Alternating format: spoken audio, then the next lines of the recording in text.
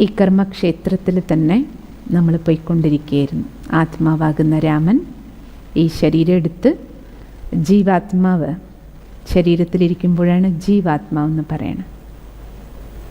ബിന്ദു രൂപത്തിൽ ആത്മാവിരിക്കുമ്പോൾ ആത്മാവെന്നേ പറയുള്ളൂ. അപ്പം ആത്മാവ് ഈ ശരീരം ഉപയോഗിച്ച് എങ്ങനെ കർമ്മം ചെയ്യുന്നു, മനസ്സ്, ബുദ്ധി, സംസ്കാരം, ബാക്കി ഈ സ്ഥൂല കർമ്മേന്ദ്രിയങ്ങളിലൂടെ കർമ്മത്തിൻ്റെ വിത്ത് എങ്ങനെ വിതയ്ക്കുന്നു, ആ വിത്തുകൾക്ക് ഫലം എങ്ങനെ കിട്ടണു അല്ലേ, ആ ഫലത്തിനനുസരിച്ച് നമ്മുടെ ജന്മങ്ങൾ എങ്ങനെ ഉണ്ടാകുന്നു, സംസ്കാരങ്ങൾ എങ്ങനെ ഉണ്ടാകണു, വാസന എങ്ങനെ ഉണ്ടാകുന്നു, ജീവിതയാത്ര ആത്മാവാകുന്ന ഈ രാമൻ ഈ കർമ്മക്ഷേത്രത്തിൽ എങ്ങനെ ചെയ്തുകൊണ്ടിരിക്കണം, ഇതാണ് നമ്മൾ കേട്ടുകൊണ്ടിരുന്നത്. ഇവിടെ നമ്മൾ തിരിച്ചറിയേണ്ട ഒരു വസ്തുത, ആത്മാവിനിത് കർമ്മക്ഷേത്രമാണെങ്കിൽ ഈ കർമ്മക്ഷേത്രത്തിലേക്ക് വരുന്നതിന് മുമ്പ് തീർച്ചയായിട്ടും അല്ലേ ആത്മാവിന് അതിൻ്റേതായ ഒരു സ്ഥാനം, ക്ഷേത്രം എന്ന് പറഞ്ഞാൽ സ്ഥാനമാണല്ലോ, ഒരു സ്ഥലമാണല്ലോ. അപ്പോൾ ആത്മാവിന് തൻ്റേതായ ഒരു സ്ഥലം തീർച്ചയായിട്ടും ഉണ്ടാവും. ചിലപ്പോഴൊക്കെ നമ്മൾ പറയില്ലേ, എന്തിനാ ഭഗവാനെ ഇങ്ങോട്ട് കൊണ്ടുവന്നേ, കൊണ്ടുപോയിക്കൂടെ എന്ന് ചോദിച്ചുകൊണ്ട് എങ്ങോട്ടാണ് നോക്കുക? താഴേക്ക് എവിടേക്കല്ല, സൈഡിലേക്ക് എവിടേക്കല്ല നോക്കുക. എവിടേക്കാണ് നോക്കുക? നമ്മുടെ കണ്ണും മനസ്സും ബുദ്ധിയും എല്ലാം പോകുന്നത് മുകളിലെവിടേക്കുമാണ്. നമ്മൾ പറയില്ലേ, അവിടെ ഒരാളുണ്ട്, എൻ്റെ ആൾ അവിടെയുണ്ട്, അങ്ങനെയല്ലേ പറയുക. അപ്പം നമ്മുടെ ആളും നമ്മുടെ വീടും എന്നെ കൊണ്ടുപോയിക്കൂടെ? അപ്പം നമ്മൾ അല്ലേ, നമുക്കൊരു വീടുണ്ട്, ആ വീട്ടിൽ നിന്നാണ് നമ്മളിവിടേക്ക് വന്നത്, വീണ്ടും നമുക്ക് അവിടേക്ക് പോകണം. എന്തിന്? വിശ്രമത്തിനായി. ഇവിടെ കർമ്മം ചെയ്ത് ക്ഷീണിക്കുമ്പോഴാണല്ലോ വീട് ഓർമ്മ വരണം. ക്ഷീണിക്കുമ്പോൾ വീട് ഓർമ്മ വരില്ലേ? ക്ഷീണിക്കുമ്പോൾ അച്ഛനും അമ്മയും ഓർമ്മ വരും അല്ലേ? അപ്പം അതേപോലെ നമുക്കെല്ലാവർക്കും ഈ സമയത്ത് മെജോറിറ്റി നോക്കൂ, എപ്പോഴെങ്കിലുമൊക്കെ ജീവിതത്തിൽ നമുക്ക് ഓർമ്മ വരുന്നുണ്ട്, പോകണം അല്ലെങ്കിൽ കൊണ്ടുപോകൂ എന്ന് നമ്മൾ പറയുന്നുണ്ട്. അതായത് നമുക്ക് കുറച്ച് റെസ്റ്റ് വേണം, കളിച്ച് ക്ഷീണിച്ചു എന്നതിൻ്റെ ഏറ്റവും വലിയ തെളിവാണ്. ആരാണ് കളിച്ചുകൊണ്ടിരിക്കണേ? ആത്മാവാണ് അഭിനേതാവ്, ശരീരം വസ്ത്രമാണ്. ഇത് മാറി മാറി മാറി നമ്മളിവിടെ നാടകം കളിക്കുകയാണ്. പക്ഷേ ഈ കളിക്കിടയിൽ എന്ത് സംഭവിച്ചു അല്ലേ? അനേക ക്ഷതങ്ങൾ ആത്മാവിൽ, പലതരത്തിലുള്ള കറകൾ, മാലിന്യങ്ങൾ, അഴുക്കുകൾ തീർച്ചയായിട്ടും നമ്മുടെ ഉള്ളിൽ നിറഞ്ഞിട്ടുണ്ട്. അതുകൊണ്ടാണ് ഭാരം. അപ്പോൾ ഭാരം ഒന്ന് ഇറക്കി വയ്ക്കണം. നമുക്ക് സമ്പൂർണ്ണ റെസ്റ്റ് വേണം. ഒരു ദിവസത്തിൻ്റെ തന്നെ ദിനചര്യ നിങ്ങൾ നോക്കൂ. ഒരു 24 മണിക്കൂറിൽ നമ്മൾ മനുഷ്യരാകട്ടെ മറ്റേത് ജീവജാലങ്ങളെ നമ്മൾ നോക്കുകയാണെങ്കിലും എന്താ സംഭവിക്കണേ? എല്ലാവരും കുറച്ച് സമയം കർമ്മം ചെയ്യും, അതിനുശേഷം എന്ത് ചെയ്യും?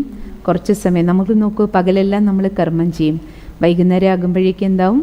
റെസ്റ്റിന് പോവും. ജീവജാലങ്ങൾ പോലും നോക്കൂ, വൈകുന്നേരം 6 മണിയായി കഴിഞ്ഞാൽ കൂടണയാൻ തുടങ്ങും അല്ലേ? തന്നെ ആരും വിളിച്ചിട്ട് വരേണ്ട ആവശ്യമില്ല. അപ്പോൾ നമ്മൾക്ക് കർമ്മവും വേണം, കുറച്ച് റെസ്റ്റും വേണം. കാരണം വൈകുന്നേരം ആകുമ്പോഴേക്കും എന്താണ്? റെസ്റ്റ് സമയത്ത്, ഉറക്ക സമയത്ത് ആത്മാവ് കർമ്മേന്ദ്രിയങ്ങളിൽ നിന്ന് സമ്പൂർണ്ണമായിട്ടും വേറിടുകയാണ് അല്ലേ? അതേപോലെ ആത്മാവായ നമ്മൾ ഈ കർമ്മക്ഷേത്രത്തിൽ വന്ന് ശരീരം എടുക്കുക, ശരീരം വിടുക, ജനന മരണം അല്ല. ഈ ചക്രത്തിൽ ചക്രം ചുറ്റിയ നമുക്കും എന്ത് ചെയ്യണം? തീർച്ചയായിട്ടും നമുക്കും ഒരു റെസ്റ്റ് വേണം. പക്ഷേ ഇത് കുറച്ച് അല്ല, ഇവിടുത്തെ പോലെ ഇത്തിരി സമയത്തെ റെസ്റ്റ് അല്ല, കുറച്ച് നീണ്ട റെസ്റ്റ് ആവശ്യമുണ്ട്. കാരണം കുറേ കാലമായി നമ്മളിവിടെ നാടകം കളിക്കാനായിട്ട് വന്നിട്ട്. അപ്പോൾ നമുക്ക് റെസ്റ്റ് കിട്ടുന്ന ആ സ്ഥലം, ആ സൈലൻസ് വേൾഡ്, അതിനെക്കുറിച്ചാണ്, ആ ശാന്തിധാമത്തിലെ റെസ്റ്റിൻ്റെ അനുഭവമാണ് ഇന്ന് നമ്മൾ ചെയ്യാൻ പോകുന്നത്. ആ അനുഭൂതി ചെയ്യുന്നതിന് വേണ്ടി ഇപ്പം നോക്കൂ, കർക്കിടക മാസമല്ലേ, നമുക്കെല്ലാവർക്കും അറിയാം, സുഖചികിത്സയ്ക്കായിട്ട് എല്ലാവരും പോകാറുണ്ട് ഹീലിംഗ് സെൻറ്റേഴ്സിലേക്ക് അല്ലേ? എന്താ കാരണം? കർക്കിടകമാകുമ്പോൾ മഴയാണ്, ശീതള സമയമാണ്, അറ്റ്മോസ്ഫിയർ വളരെ ശീതളമാണ്. അപ്പോൾ നമ്മുടെ ശരീരം എന്താകും അല്ലേ? ശരീരത്തിന് എന്ത് ആഹാരം കൊടുക്കുന്നു, ഔഷധത്തെ, ആഹാരത്തെ എല്ലാം നന്നായി അബ്സോർബ് ചെയ്യുന്ന സമയമാണ്. അതുകൊണ്ട് ഈ ടൈമിൽ എന്ത് ചെയ്യും? 2 കാര്യങ്ങളാണ് സുഖചികിത്സയിൽ ചെയ്യുക. ഒന്ന് കംപ്ലീറ്റ് ബോഡിയുടെ ക്ലീനിങ് നടത്തും, മറ്റൊന്ന് നല്ല ഔഷധങ്ങൾ ശരീരത്തിന് നൽകി നല്ല ആഹാരം നൽകി ശരീരത്തെ പുഷ്ടിപ്പെടുത്തുക.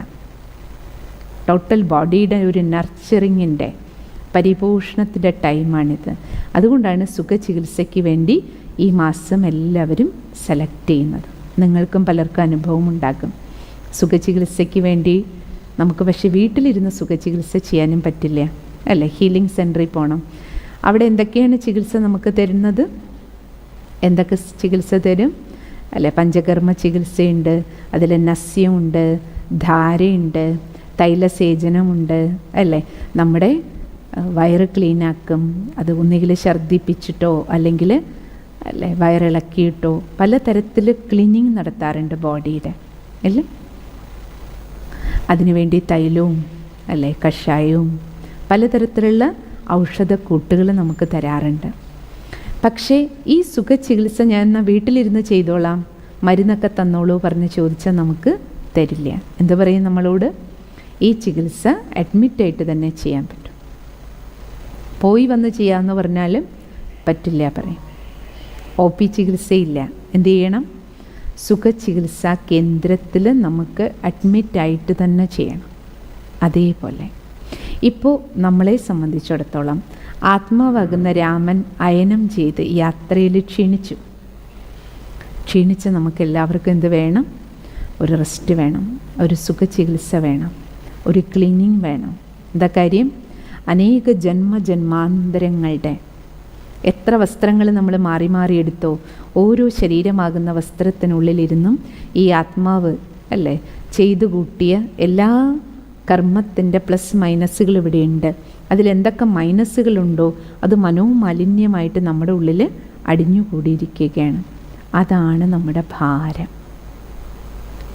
മറ്റേത് ശരീരത്തിൻ്റെ വെയിറ്റ് കുറയ്ക്കും, പക്ഷേ ഇവിടെയുള്ളത് ഇപ്പം എന്താണ്? മനസ്സിൻ്റെ വെയിറ്റാണ്, മനസ്സിൻ്റെ ഭാരം, ദുഃഖഭാരം, ചിന്തകളുടെ ഭാരം. എന്തെല്ലാം ഭാരങ്ങളാണ്, അല്ലേ? നമുക്ക് ചെയ്യേണ്ട കടമകൾ പോലും ഇപ്പോൾ ഭാരം. ആൾക്കാർ പറയില്ല ഉത്തരവാദിത്വത്തിൻ്റെ ഭാരം എന്നാ പറയാം.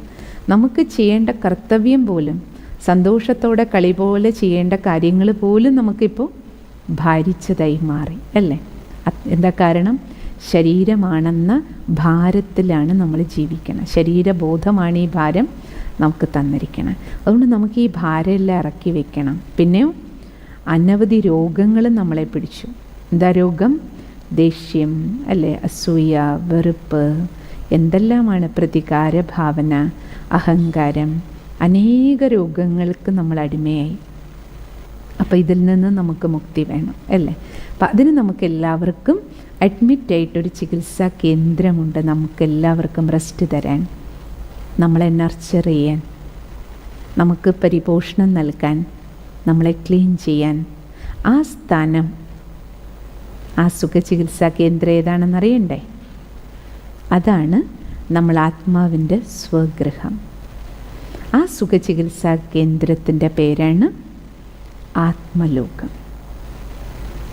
പരംധാമം. ഗീതയിൽ ആ വാക്കുകളാണ് ഉപയോഗിക്കുന്നത്. ശാന്തിധാമം, ശാന്തി നിറഞ്ഞ വീട്. ധാമം എന്ന് പറഞ്ഞാൽ വീട്, പരംധാമം എന്ന് പറഞ്ഞാൽ പരമമായ വീട്. ഇവിടെ നമുക്കെല്ലാവർക്കും, നാടകശാലയിൽ നമുക്കെല്ലാവർക്കും വീടുണ്ട്, അല്ലേ? പക്ഷെ ഇവിടെ എല്ലാവർക്കും വേറെ വേറെ വീടാണ്. പക്ഷെ ആത്മാക്കളായി നമുക്കെല്ലാവർക്കും വിശ്വത്തിലുള്ള 800 കോടിക്കും കൂടി ഒറ്റ വീടേ ഉള്ളൂ. അതേത് വീടാണ്? നമ്മൾ ആത്മാക്കളും അല്ല, നമ്മുടെ എല്ലാവരുടെയും മാതാപിതാവും ഒരുമിച്ച് നമ്മൾ ജീവിക്കുന്ന ആ വീടിൻ്റെ ചിത്രമാണ് നിങ്ങൾ കാണുന്നത്. സുവർണ പ്രകാശമാണ് അവിടെ. അതാണ് ഈ ചിത്രത്തിൽ കാണിച്ചിരിക്കുന്നത്. ഗോൾഡൻ റെഡ് ലൈറ്റ് നിറഞ്ഞ പ്രകാശം. അവിടുത്തെ പ്രത്യേകത എന്താണ്? നമുക്ക് ഈ ഇന്ദ്രിയങ്ങൾ കൊണ്ട് എക്സ്പീരിയൻസ് ചെയ്യാൻ പറ്റുന്ന ഒരു സ്ഥലമല്ല. കാരണം അത് ആത്മാവിൻ്റെ വീടാണ്. അതുകൊണ്ട് ആത്മാവിനെ ഫീൽ ചെയ്യാൻ പറ്റുള്ളൂ, ഇന്ദ്രിയങ്ങൾക്ക് സെൻസ് ചെയ്യാൻ പറ്റില്ല. ഇന്ദ്രിയ ഗോചരവുമല്ല. ഇന്ദ്രിയങ്ങൾക്ക് സെൻസ് ചെയ്യാൻ പറ്റിയത് ഈ ലോകം. ഇതിനെ മനുഷ്യലോകം എന്ന് പറയണം, സാകാര ലോകമെന്നും പറയും, അല്ലേ? നാടകശാലയെന്നും ഇതിനെ പറയും. ഇതിന് നമുക്ക് ഇന്ദ്രിയം കൊണ്ട്, കാരണം 5 തത്വങ്ങൾ കൊണ്ട് ഉണ്ടാക്കപ്പെട്ട സംവിധാനങ്ങളാണ് ഇവിടെയുള്ളത്. 5 തത്വം കൊണ്ട് ഉണ്ടാക്കിയതാണ് നമ്മുടെ ശരീരം. അതുകൊണ്ട് ഈ ശരീരത്തിലൂടെ നമുക്ക് ഫീൽ ചെയ്യാൻ പറ്റും ഈ ലോകം. പക്ഷേ നമ്മുടെ വീട് ആത്മലോകത്തെ ഫീൽ ചെയ്യണമെങ്കിൽ എന്ത് ചെയ്യണം? ഇന്ദ്രിയ അതീതമാണത്. അത് ആത്മാവിനെ ഫീൽ ചെയ്യാൻ പറ്റും. അതിന് നമുക്ക് എന്ത് ചെയ്യണം? ശബ്ദത്തിനുപരി പോകണം. ആ ശബ്ദത്തിനുപരിയായ ലോകം ചിത്രത്തിൽ നിങ്ങൾ കാണുന്നില്ലേ? അവിടെ നമ്മൾ ആത്മാവിരുന്നത് ബിന്ദു രൂപത്തിലാണ്. ആത്മാവിൻ്റെ രൂപം എന്താ? ഒരു നക്ഷത്രം പോലെ. നമ്മൾ ചെറിയ ക്ലാസ്സുകളിൽ പഠിച്ചിട്ടില്ലേ? ട്വിങ്കിൾ ട്വിങ്കിൾ ലിറ്റിൽ സ്റ്റാർ അല്ലേ? കുഞ്ഞുങ്ങൾക്കൊക്കെ ഓർമ്മ വരുന്നുണ്ടാവില്ല പാട്ട്. നമ്മൾ ചെറിയ തിളങ്ങുന്ന സ്റ്റാറുകളായിട്ട് എവിടെ ഇരുന്നേ? അപ്പ് എബവ്, എവിടെ? മുകളിൽ. ഇവിടെ നമുക്ക് നീലാകാശത്തിലെ നക്ഷത്രങ്ങളെ കാണാം. പക്ഷേ ഈ ഗോൾഡൻ റെഡ് ലൈറ്റ് നിറഞ്ഞ ലോകത്തിൽ, സൈലൻസ് വേൾഡിൽ, ആത്മലോകത്തിൽ കാണുന്ന സ്റ്റാർ ആരാണ്? നമ്മളാണ് ആ സ്റ്റാറുകൾ. നമ്മൾ ഓരോ ആത്മാക്കളെയാണ് വെളിച്ചമായിട്ട് കാണിച്ചിരിക്കുന്നത്. കാർത്തിക ദീപമൊക്കെ കൊളുത്തി വെച്ചിരിക്കുന്നത് പോലെ കണ്ടിട്ടില്ലേ? അമ്പലത്തിലും അങ്ങനെയല്ലേ, ചുറ്റുവിളക്കുകൾ കൊളുത്താറുണ്ടല്ലോ. അതേപോലെ നമ്മൾ ആത്മദീപങ്ങളാണ് ആ ചിത്രത്തിൽ കാണിച്ചിരിക്കണേ. അതൊരു വൃക്ഷത്തിൻ്റെ, തലകീഴായ ഒരു വൃക്ഷത്തിൻ്റെ മോഡലിൽ നമ്മൾ വീട്ടിൽ എങ്ങനെയാണ് ആത്മാക്കൾ സെക്ഷൻ, അവിടെ നമുക്ക് ഓരോ സെക്ഷനായിട്ട് നമ്മളവിടെ ഇരിക്കുന്നത് കാണിക്കുകയാണ്. നമ്മളോടൊപ്പം പരമദീപവുമുണ്ട്, പരമാത്മാവാകുന്ന ദീപം, നമ്മുടെ മാതാപിതാവ് ഈശ്വരൻ. അത് നമുക്ക് അടുത്ത ഭാഗത്ത് കൂടുതൽ ഡീറ്റെയിൽഡായിട്ട് മനസ്സിലാക്കാം. പക്ഷേ ഇത് മനസ്സിലാക്കിക്കോളൂ, നമ്മൾ നമ്മുടെ വീട്ടിൽ നമ്മൾ ആത്മബന്ധുക്കളും പരമാത്മാവിനോടൊപ്പം ഇരുന്നതാണ്. അനന്തമായ പ്രകാശമാണ് അവിടെ. അനന്തം, മതിലൊന്നുമില്ല. ആകാശം തന്നെ നോക്കൂ അല്ലേ? ഈ ആകാശം, ഈ ഭൂമി, 5 തത്വങ്ങൾ നിറഞ്ഞ് ഈ ലോകം. ഭൂമി, വായു, വെള്ളം, അഗ്നി, ആകാശം. ഇത് ചേരുന്നതിനെയാണ് നമ്മളെന്ത് പറയണേ? സാകാരലോകം. അതാണ് ഈ ചിത്രത്തിൽ കാണിച്ചിരിക്കുന്നത്. ഈ ചിത്രത്തിൽ നിങ്ങൾക്ക് കാണാം 3 വേൾഡായിട്ടാണ് കാണിച്ചിരിക്കണം. നീല നിറത്തിൽ കാണിച്ചിരിക്കുന്നത് നമ്മുടെ നാടകശാല. ആത്മാവ് ആക്ടർ, ശരീരം നമുക്ക് അഭിനയിക്കാൻ കിട്ടിയിരിക്കുന്ന വസ്ത്രം. 5 തത്വങ്ങൾ രംഗവേദി സുന്ദരമായിട്ട് അറേഞ്ച് ചെയ്ത് തന്നിട്ടുണ്ട് അല്ലേ? നക്ഷത്രങ്ങളും സൂര്യനും ചന്ദ്രനും എല്ലാം ബൾബുകൾ പോലെ നാടകശാലയ്ക്ക് വെളിച്ചം തന്നുകൊണ്ടിരിക്കണം. അതിനു മുകളിൽ കാണിച്ചിരിക്കുന്നത് സൂക്ഷ്മലോകത്തെയാണ്, സൂക്ഷ്മവദനം. അതിനെ മനോബുദ്ധി കൊണ്ട് ഫീൽ ചെയ്യാവുന്ന സ്ഥലമാണ്. എല്ലാ ധർമ്മങ്ങളിലും ട്രാൻസ് എന്ന് പറയുന്ന ഒരു അവസ്ഥയെക്കുറിച്ച് പറയാറുണ്ട്. ട്രാൻസിൽ പോകാൻ കഴിവുള്ള ചിലരുണ്ട്. ബ്രഹ്മകുമാരീസ് ഈശ്വരീയ വിശ്വവിദ്യാലയത്തിൽ അനേകം സഹോദരിമാർക്ക് ഇപ്രകാരമുള്ള വിശേഷ ഡിവൈൻ ആയിട്ടുള്ള ആ ഒരു കഴിവുണ്ട്. മനോബുദ്ധി കൊണ്ട് ട്രാൻസിൽ പോകാനും വിശേഷ ഡിവൈൻ സന്ദേശങ്ങൾ എടുക്കാനുമുള്ള സ്ഥലം.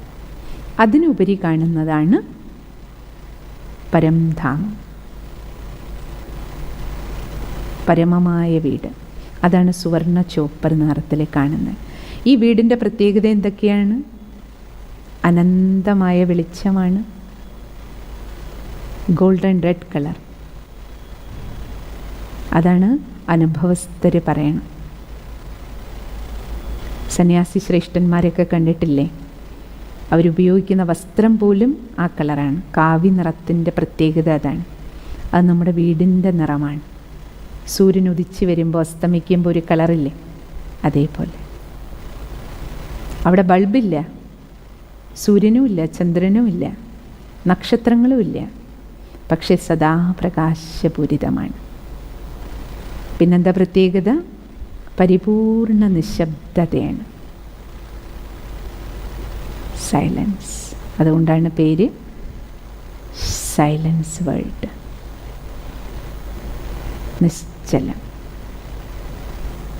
പിന്നെ ആ വീടിൻ്റെ പ്രത്യേകത എന്താണെന്നറിയൂ? ശാന്തിയാണ് അവിടെ. അതുകൊണ്ടാണ് ശാന്തി ധാമം എന്ന് പറയുന്നത്. ശാന്തി മാത്രം, സ്വീറ്റ് സൈലൻസാണ്. ആ സ്വീറ്റ് സൈലൻസിൽ നമുക്ക് അനുഭവപ്പെടുന്നത് പവറാണ്. Power of silence. സൈലൻസിൻ്റെ ശക്തി ഫീൽ ചെയ്യും. പിന്നെ ആ വീട്ടിലുള്ളത് പ്യൂരിറ്റിയാണ്, പരിശുദ്ധി, നിർമ്മലത. അങ്ങനെയുള്ള നമ്മുടെ വീട്, ആ ആത്മലോകത്തു നിന്നാണ് നമ്മളെല്ലാവരും ഈ നാടകശാലയിലേക്ക് വന്നത്. പക്ഷേ ആത്മാവായി എനിക്ക് ആ വീട് ഫീൽ ചെയ്യണമെങ്കിലോ, ആത്മാവായി എനിക്ക് ആത്മാവിൽ മുഴുകി ആത്മാവിനെ അത് ഫീൽ ചെയ്യാൻ പറ്റും. നമ്മൾ ആ വീട്ടിലിരിക്കുമ്പോൾ ആത്മലോകത്തിലേക്ക് പോയാൽ പിന്നെ അനുഭൂതി എന്താണ്? പിന്നെ അവിടെ സങ്കല്പം പോലും ചലിക്കില്ല, നിശ്ചലമാണ്. സങ്കല്പങ്ങൾ പോലും ശാന്തമാക്കും. അനുഭൂതി മാത്രമേ ഉള്ളൂ അവിടെ. ഒരു വിത്തിൻ്റെ ഉള്ളിൽ വൃക്ഷം ഇരിക്കും പോലെയാണ്. വിത്ത് ഒരു സുഷുപ്തി പോലെയല്ലേ? അതുപോലെ നമ്മളവിടെ ഇരിക്കുമ്പോൾ ബീജം. അതുകൊണ്ട് ഭഗവാൻ പറയും, മക്കളെ നിങ്ങൾ അവിടെ ഇരുന്നത് ബീജരൂപസ്ഥിതി എന്നാണ് പറയാം. ബീജാവസ്ഥയാണ്. ഇവിടെ വരുമ്പോൾ എന്താകും? വീട്ടിലിരിക്കുമ്പോൾ ബീജം. അവിടുന്ന് നമ്മൾ ഇറങ്ങി ഈ നാടകശാലയിൽ എത്തിയപ്പോൾ എന്തായി? ഈ വിത്തിന് ഈ ശരീരം കിട്ടിയപ്പോഴാണ് വിത്തിൻ്റെ ഉള്ളിലുള്ളതൊക്കെ പുറത്തേക്ക് വൃക്ഷമാകാൻ പറ്റണത്. എന്താ വിത്തിലുള്ളത്? ജ്ഞാനം അല്ലേ? 7 ഗുണങ്ങൾ. ആ 7 ഗുണങ്ങളും കർമ്മങ്ങളിലൂടെ, കർമ്മേന്ദ്രിയങ്ങളിലൂടെ പ്രകടിപ്പിക്കാൻ പറ്റണം. വൃക്ഷമാകാൻ പറ്റുന്നത് വിത്തിന് ഇവിടെ വരുമ്പോഴാണ്.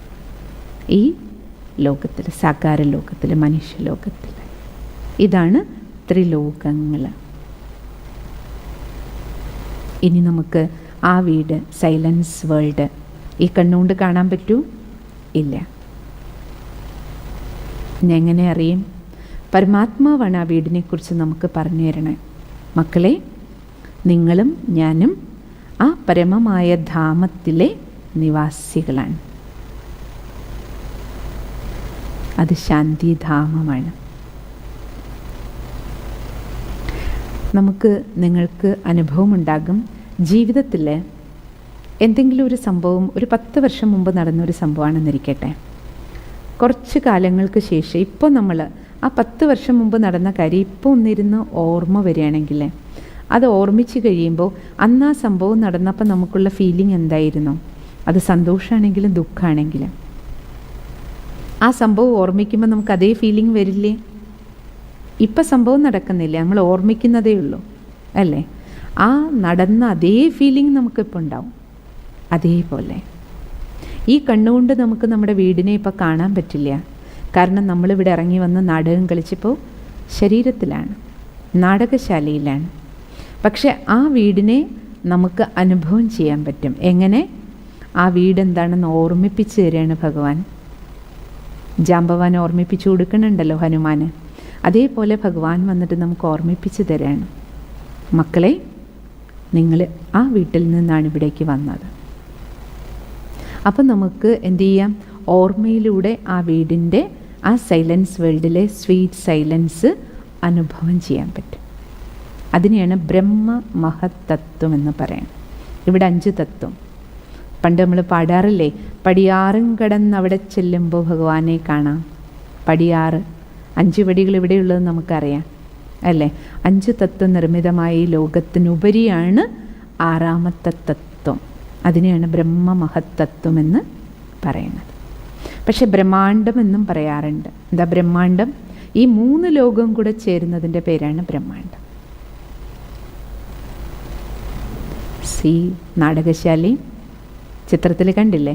നാടകശാലയും സൂക്ഷ്മലോകവും അല്ല, ബ്രഹ്മതത്വവും, ഈ ബ്രഹ്മമഹത്തത്വവും, ഇത് 3ഉം ചേരുന്നതിനെ വിളിക്കുന്ന പേരാണ് ബ്രഹ്മാണ്ടം, അണ്ടസമാനം.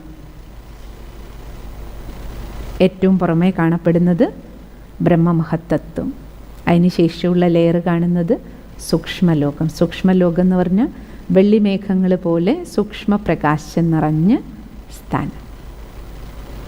പിന്നെ അതിൻ്റെ ഉള്ളിലായിട്ടാണ് നമ്മുടെ ഈ നാടകശാലയെ കാണിച്ചിരിക്കുന്നത്. അപ്പോൾ ഇവിടെ നമുക്ക് ഈ നാടകശാലയിൽ ഇരുന്നു കൊണ്ട് എന്ത് ചെയ്യണം? നമുക്ക് മനസ്സും ബുദ്ധിയും ഉപയോഗിച്ച് അവിടേക്ക് യാത്ര ചെയ്യാൻ കഴിയും.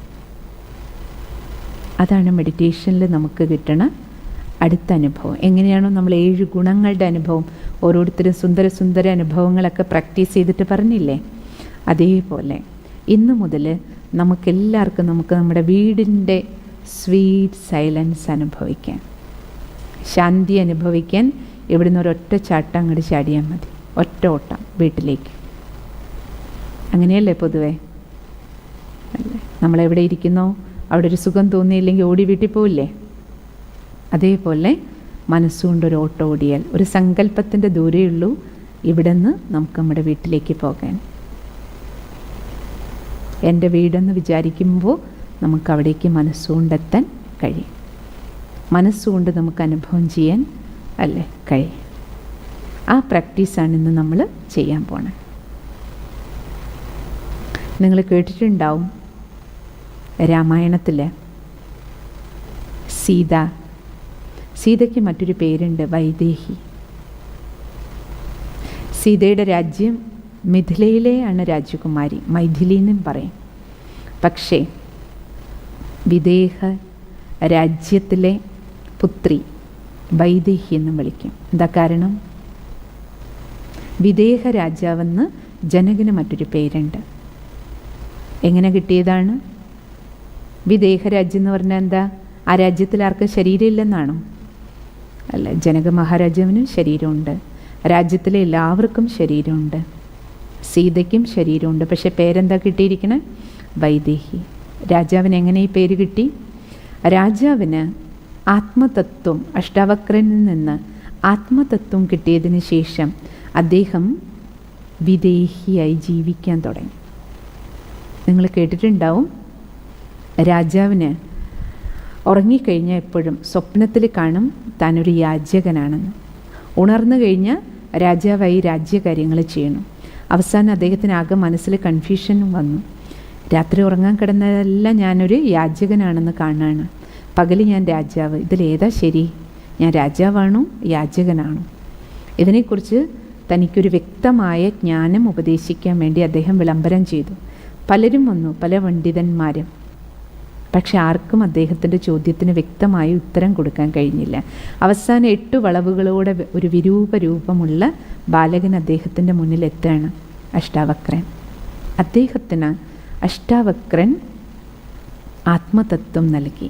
അദ്ദേഹത്തിൻ്റെ ചോദ്യത്തിന് കൃത്യമായ മറുപടി പറഞ്ഞു. അദ്ദേഹം എന്താ പറഞ്ഞത്? അഷ്ടാവക്രൻ, രാജാവേ, അങ്ങ് യാചകനുമല്ല, അങ്ങ് രാജാവുമല്ല. ഇത് രണ്ടും സ്വപ്നമാണ്. രാജാവാണെന്നത് ഉണർന്നിരിക്കുമ്പോഴത്തെ അങ്ങയുടെ സ്വപ്നമാണ്. ഞാൻ യാചകനാണെന്ന തോന്നൽ അങ്ങ് ഉറങ്ങുമ്പോഴുണ്ടാകുന്ന സ്വപ്നമാണ്. അങ്ങ് ഈ 2 സ്വപ്നങ്ങളിൽ നിന്നും ഉണർന്ന് പുറത്ത് വരണം. അപ്പോഴേ അങ്ങേക്ക് അങ്ങ് ആരാണെന്ന് അറിയുള്ളൂ. അങ്ങ് ആത്മാവാണ്. അങ്ങനെ ആത്മജ്ഞാനം കിട്ടിയതിന് ശേഷം ജനക മഹാരാജാവ് എങ്ങനെ ജീവിച്ചു? ആത്മാവാണെന്ന ബോധത്തിലിരുന്നുകൊണ്ട് ഈ ദേഹത്തെ ഉപയോഗിച്ച് കർമ്മക്ഷേത്രത്തിലെ കാര്യങ്ങളൊക്കെ ചെയ്യാൻ തുടങ്ങി. അതുകൊണ്ട് അദ്ദേഹത്തിൻ്റെ ജീവിതത്തിൻ്റെ പ്രത്യേകത എന്തായിരുന്നു? ഞാൻ ആത്മാവാണെന്ന ബോധത്തിൽ ശരീരത്തെ ഉപയോഗിച്ചത് കാരണം അദ്ദേഹത്തിൻ്റെ മനസ്സുകൊണ്ട് അദ്ദേഹം മുഴുകിയിരുന്നത് ആത്മലോകത്തിലാണ്, ആത്മീയ സുഖത്തിലാണ്. അതുകൊണ്ട് ഋഷി തുല്യ ജീവിതം ജീവിച്ചു. മനസ്സുകൊണ്ട് ആത്മീയ സുഖത്തിൽ, ആത്മലോകത്തിൽ സ്വീറ്റ് സൈലൻസും അനുഭവിച്ചു. എന്നാൽ ശരീരത്തെ ഉപയോഗിച്ച് എല്ലാ കാര്യങ്ങളും, ഒരു രാജാവാണ്, രാജഭരണ കാര്യങ്ങൾ ഉൾപ്പെടെ ചെയ്തു. അപ്പം അദ്ദേഹത്തെ എല്ലാവരും എന്ത് വിളിക്കാൻ തുടങ്ങി? വിദേഹ രാജ്യത്തിലെ രാജാവ്. അങ്ങനെയാണ് അദ്ദേഹത്തിന് ഈ പേര് കിട്ടിയത്, വിദേഹി. ദേഹത്തിലാണ്, പക്ഷേ ദേഹബോധത്തിൽ നിന്ന് വേറിട്ട് ജീവിച്ചു. ആത്മബോധത്തിൻ്റെ സുഖത്തിലിരുന്നു, ആത്മലോകത്തിൻ്റെ സുഖത്തിലിരുന്നു. അദ്ദേഹത്തിൻ്റെ പുത്രി എന്നുള്ള അർത്ഥത്തിലാണ് വിദേഹി, വൈദേഹി എന്നുള്ള പേര് കിട്ടിയിരിക്കണം. നമുക്കറിയാലോ, വൈദേഹിയെ കാണിക്കുന്നത് രാമനോടൊപ്പമാണ്. ഇപ്പം നമുക്ക് മനസ്സിലായില്ലേ? ആത്മാവ് രാമനാണെങ്കിൽ ആത്മാരാമനോടൊപ്പമുള്ളതാരാ? സീത. അപ്പം നമ്മളുടെ എല്ലാവരുടെയും ഈ ശരീരം, നമ്മളാ സീതമാരാണ്. ആത്മാവാകുന്ന രാമനോട് ചേർന്നിരിക്കുകയാണ് ഈ സീത. പക്ഷേ ഈ സീത എങ്ങനെയായിരിക്കണം? വൈദേഹിയായിരിക്കണം. ദേഹത്തിലിരിക്കുമ്പോഴും ആത്മാവാകുന്ന നമുക്ക് ഓരോ സീതം എന്താ ഓർമ്മ വേണം? അല്ല, ഞാൻ വിദേഹിയാണ്. ദേഹമുണ്ട്, ദേഹം ഉപയോഗിച്ച് എല്ലാ കാര്യങ്ങളും ചെയ്യണം. പക്ഷെ ഞാൻ ദേഹമല്ല, ദേഹം എൻ്റെ നിയന്ത്രണത്തിലാണ്, അല്ലേ? അപ്പം നമുക്ക് ഉള്ളിൽ എല്ലായ്പ്പോഴും എല്ലാ ജോലികളും ചെയ്തുകൊണ്ടിരിക്കുമ്പോൾ, എന്ത് ജോലികൾ ചെയ്യുമ്പോഴും, വീട്ടിൽ രാവിലെ മുതൽ കണ്ണ് തുറക്കുമ്പോൾ മുതൽ എല്ലാ കാര്യങ്ങളും ചെയ്യുമ്പോൾ എന്താ ഓർമ്മ വേണം? ഞാനൊരു ആത്മാവാണ്, ഞാൻ അഭിനേതാവാണ്, ഇതെൻ്റെ വസ്ത്രമാണ്. അഭിനയിക്കുക ഞാൻ. ഇനി എൻ്റെ സീനൊന്ന് സന്തോഷത്തിൻ്റെ ഒരു സീൻ വരുമ്പോഴും ഓർമ്മ വേണം, ഇത് നാടകത്തിലെ സന്തോഷത്തിൻ്റെ സീനിൽ സന്തോഷിക്കുന്നത് ഞാൻ ആത്മാവാണ്. കുറച്ച് കഴിഞ്ഞൊരു ദുഃഖത്തിൻ്റെ സീൻ വരും നാടകത്തിൽ, എന്തെങ്കിലും ഒരു പ്രശ്നം, അത് കാരണം എന്തെങ്കിലും ഒരു ദുഃഖത്തിൻ്റെ സംഭവം നമുക്ക് ക്രോസ് ചെയ്യേണ്ടി വരുമ്പോഴും എന്താ ഓർമ്മ വേണം? ഈ ദുഃഖവും നാടകത്തിൻ്റെ സീൻ മാത്രമാണ്, ഞാൻ ദുഃഖിയല്ല. നാടകത്തിലെ എൻ്റെ അഭിനയത്തിൻ്റെ ഭാഗം മാത്രമാണിത്. ഇപ്രകാരം നമ്മൾ ഓരോ കാര്യങ്ങളും ചെയ്യുമ്പോൾ, ചെറിയ ചെറിയ കാര്യങ്ങൾ പോലും രാവിലെ മുതലേ കൈയും കാലും എല്ലാം ഉപയോഗിച്ച് ഓരോ കാര്യങ്ങൾ ചെയ്യുമ്പോഴും ഉള്ളുകൊണ്ട് ജനക മഹാരാജാവിനെ പോലെ നമുക്ക് ആ വിദേഹിയായിട്ട് ദേഹത്തെ ഉപയോഗിക്കുമ്പോഴും ഞാൻ ദേഹിയാണെന്ന ബോധത്തിലിരുന്ന് ഓരോ കാര്യങ്ങളും ചെയ്യുകയാണെങ്കിൽ എന്താകും? നമ്മൾ ഈ ഇന്ദ്രിയങ്ങളിൽ ഒരിക്കലും കെട്ടപ്പെടില്ല, ഇന്ദ്രിയ സുഖങ്ങളിലും കെട്ടപ്പെടില്ല, ഭോഗവിലാസങ്ങളൊന്നും നമ്മളെ പിടിച്ചു വലിക്കില്ല. പിന്നെയോ നമ്മൾ ആത്മാവ് അതീന്ദ്രിയ സുഖത്തിൻ്റെ അനുഭവം ചെയ്യും. ഈ ഇന്ദ്രിയങ്ങളിലൂടെ വികർമ്മങ്ങളൊന്നും തന്നെ ഉണ്ടാവില്ല. അപ്പം നമ്മളെല്ലാവരും ആരാകും? വൈദേഹിയായിട്ട് മാറും. ആത്മാവാകുന്ന രാമൻ എപ്പോഴും കൂടെ ഉണ്ടാവും, നമ്മൾ സീതമാരോടൊപ്പം, അല്ലേ? അങ്ങനെയുള്ള വൈദേഹിയായിട്ടാണ് നമുക്ക് ഓരോരുത്തർക്കും മാറേണ്ടത്. അങ്ങനെയുള്ള സീതമാരായിട്ടാണ് നമുക്ക് മാറേണ്ടത്. ആത്മാരാമൻ കൂടെ വേണം, എന്നാലേ ദുഃഖമുക്തി നമുക്കുണ്ടാകുള്ളൂ. ശരീരബോധത്തിലേക്ക് വന്നാൽ എന്താകും? ഈ നാടകശാലയിൽ അഭിനയിക്കുന്ന ഓരോ റോളിലും, അല്ല, എന്തെന്ത് സംഭവം നാടകത്തിൽ അഭിനയിച്ചുകൊണ്ടിരിക്കണോ അതിലൊക്കെ നമ്മൾ എൻടാങ്കിൾഡായി കെട്ടപ്പെട്ട് പാർട്ട് അഭിനയിക്കും. നമ്മൾ ആ കഥാപാത്രമായിട്ടങ്ങ് മാറും. അമ്മ കഥാപാത്രത്തിൽ കുടുങ്ങരുത്, സഹോദരി കഥാപാത്രത്തിൽ കുടുങ്ങരുത്, അമ്മായിയമ്മ കഥാപാത്രത്തിൽ കുടുങ്ങരുത്. കുടുങ്ങി അഭിനയിക്കുമ്പോൾ എന്താകും? അപ്പോഴാണ് നമ്മൾ ഈ അമ്മായിയമ്മ പോരും, മരുമകൾ പോരും, അല്ലേ, ബോസ് പോരും, ഓരോ നമ്മുടെ ഉള്ളിൽ നിന്ന് രാവണ സ്വഭാവങ്ങളൊക്കെ പുറത്ത് വരുന്നത്. രാവണൻ നമ്മളെ എപ്പോഴാണ് പിടിക്കണം? അതുകൊണ്ട് നമുക്കറിയാം, ഇനി പോരടിക്കാനുള്ള സമയമല്ലല്ലോ, അഹങ്കാരം കാണിക്കാനുള്ള സമയവും അല്ല, രാവണ സ്വഭാവവും കാണിച്ച് ഈ സഞ്ചിയിൽ ഇനി മൈനസിൻ്റെ ഡെപ്പോസിറ്റ് ഉണ്ടാക്കാനുള്ള സമയമല്ല. ഇപ്പം നമുക്ക് സമയം എന്താണ്? നമുക്ക് വീട്ടിലേക്ക് തിരിച്ചു പോകാനുള്ള ഒരു സമയം സമാഗതമായിക്കൊണ്ടിരിക്കുകയാണ്. അത് നമുക്ക് മനസ്സിലാക്കേണ്ടതുണ്ട്. കാരണം നമ്മൾ ഡ്രസ്സ് മാറ്റി മാറ്റി മാറ്റി ഇപ്പോൾ എവിടെ എത്തി, അല്ലേ? ലാസ്റ്റ് സമയമാണ് നാടകത്തിൻ്റെ. ഓർമ്മ വേണം നമുക്ക്, നമ്മളെ ഓർമ്മ വേണം, വീടും ഓർമ്മ വേണം. ഇത് രണ്ടും മറന്നാണിപ്പോൾ നാടകത്തിൽ കിട്ടിയിരിക്കുന്ന വേഷത്തിൽ നമ്മളെല്ലാവരും കുടുങ്ങിക്കിടക്കാണ്. അച്ഛനായി കുടുങ്ങിപ്പോയി, അല്ല, ഓരോ റോളിലും കുടുങ്ങി, ജോലിയിലും ജാതിയിലും നിറത്തിലും പദവിയിലും കുടുങ്ങി പാർട്ട് അഭിനയിക്കുകയാണ്. ഒരു രാജ്യത്തിൽ ഇപ്പം നോക്കൂ, നിങ്ങളൊരു അമേരിക്കൻ സിറ്റിസണായിട്ട് അവിടുത്തെ രാജ്യത്തിൻ്റെ പൗരത്വം സ്വീകരിച്ചിരിക്കുന്നവർ പോലും നിങ്ങൾക്കറിയില്ലേ, അവർക്ക് ഉള്ളിലുണ്ടാവും ഞാൻ ഇന്ത്യക്കാരനാണ്. മാതൃഭൂമി ഒരിക്കലും മറക്കില്ലല്ലോ. അതുപോലെ നമുക്കെല്ലാവർക്കും ഈ നാടകശാലയിൽ വിഭിന്ന വേഷങ്ങളാണ്. സിസ്റ്റർക്ക് ഒരു വേഷം, നിങ്ങൾക്ക് ഓരോരുത്തർക്കും ഓരോ വേഷം. നമ്മൾ ഓരോ വീട് ഓരോ കർത്തവ്യം ചെയ്തുകൊണ്ടിരിക്കണം. പക്ഷേ രാവിലെ മുതൽ ഓരോ ഭാഗം അഭിനയിക്കുമ്പോഴും എന്ത് ഓർമ്മ വേണം? ഒരു സാക്ഷിയായിട്ട്. അതിനെ ഭഗവാൻ പറയും സാക്ഷി സ്ഥിതി. ഞാൻ വിദേഹിയാണ്, ബിന്ദുവാണ്, ബീജമാണ്, എൻ്റെ വീട് അതാണ്, അവിടുന്ന് ഞാനിവിടെ നാടകം കളിക്കാൻ വന്നതാണ്, ഇത് നാടകമാണ്, എൻ്റെ കൂടെയുള്ളത് ഓരോരുത്തരും ഓരോ ആത്മബിന്ദുക്കളാണ്, ഓരോരുത്തർക്കും അവരവരുടെ റോളാണ്, അവരവരുടെ ഭാഗം അഭിനയിക്കുകയാണ്. ഇപ്രകാരം നമ്മൾ ജീവിതത്തിൻ്റെ യാഥാർത്ഥ്യ ബോധത്തെ, നമ്മൾ അഭിനയിക്കുന്ന നാടകത്തെ മനസ്സിലാക്കിക്കൊണ്ട് നമുക്ക് നാടകം അഭിനയിക്കണം. അതിനുള്ള സമയമാണ്. അതിനാണ് നമുക്ക് ഈ ത്രിലോകങ്ങളുടെയും ജ്ഞാനത്തിൻ്റെ ആവശ്യം. ഈ ഇന്ദ്രിയങ്ങൾ കൊണ്ട് ഫീൽ ചെയ്യുന്ന ഈ ഒരു ലോകം, ഇവിടെ നിന്ന് നമ്മൾ പറഞ്ഞല്ലോ, അടുത്തത് മനോബുദ്ധിക്ക് മാത്രം ഫീൽ ചെയ്യാവുന്ന സൂക്ഷ്മലോകം. അതിനുപരി നമുക്കിപ്പോൾ എവിടേക്ക് പോകണം? ആത്മലോകം, ആത്മാവിന് മാത്രം അനുഭവിക്കാൻ കഴിയുന്ന ലോകം. പക്ഷേ ഇന്ദ്രിയ രാമന്മാരായിട്ട് നമ്മളിവിടെ ജീവിക്കുകയാണെങ്കിൽ, ഇന്ദ്രിയങ്ങളിൽ കുടുങ്ങിയ ജീവിതമാണെങ്കിൽ നമുക്ക് ആത്മലോകത്തെ അനുഭവിക്കാൻ കഴിയില്ല. അതുകൊണ്ട് എന്ത് ചെയ്യണം? ഇന്ദ്രിയങ്ങളിൽ നിന്ന് വേറിട്ട്, അതിനാണ് നമ്മൾ ഫസ്റ്റ് ഡേ എന്ത് പഠിച്ചത്? ഞാൻ ദേഹമല്ല. ആരാണ്? ആത്മാരാമനാണ്. ആത്മാരാമനാണെന്ന ബോധം കിട്ടിയിട്ടുണ്ടെങ്കിൽ ഈ ശരീരം ഉപയോഗിച്ച് ഞാൻ ഈ കർമ്മക്ഷേത്രത്തിൽ കർമ്മം ചെയ്യാണ്, ഞാൻ ചെയ്യിപ്പിക്കുന്ന ആളാണ്, ഇത് നാടകശാലയാണ്. ഈ ബോധത്തിലേക്ക് നമ്മൾ സ്റ്റെപ്പായിട്ട് 7 ദിവസം കൊണ്ടെത്തി. ഇന്ന് നമുക്ക് എന്ത് ചെയ്യാൻ പറ്റും? ബ്രഹ്മമഹത്തത്വത്തിലേക്ക്, ആ സൈലൻസ് വേൾഡിൻ്റെ അനുഭവം ചെയ്യാം. റെഡിയല്ലേ? പോകാം, യാത്ര. നമുക്ക് നമ്മുടെ വീടിൻ്റെ സുഖം അനുഭവിക്കാം. എന്നിട്ട് നിങ്ങൾ സ്വയം നോക്കൂ, ഈ നാടകശാലയിൽ കിടന്ന് നമ്മൾ തലകുത്തി മറിയുകയല്ലേ സമാധാനത്തിന്, ശാന്തിക്ക്. ഇപ്പം നമുക്ക് ശാന്തസ്വരൂപ ആത്മാവാണ് ഞാനെന്ന സപ്തഗുണങ്ങളുടെ അഭ്യാസം തന്നെ നിങ്ങൾക്ക് എത്ര സുഖം നൽകി. ഇപ്പം നമുക്കെല്ലാവർക്കും നമ്മുടെ വീട്ടിൽ പോയി വീടിൻ്റെ സുഖം എടുക്കാം, വീടിൻ്റെ ശാന്തിയുടെ അനുഭവം ചെയ്യാം.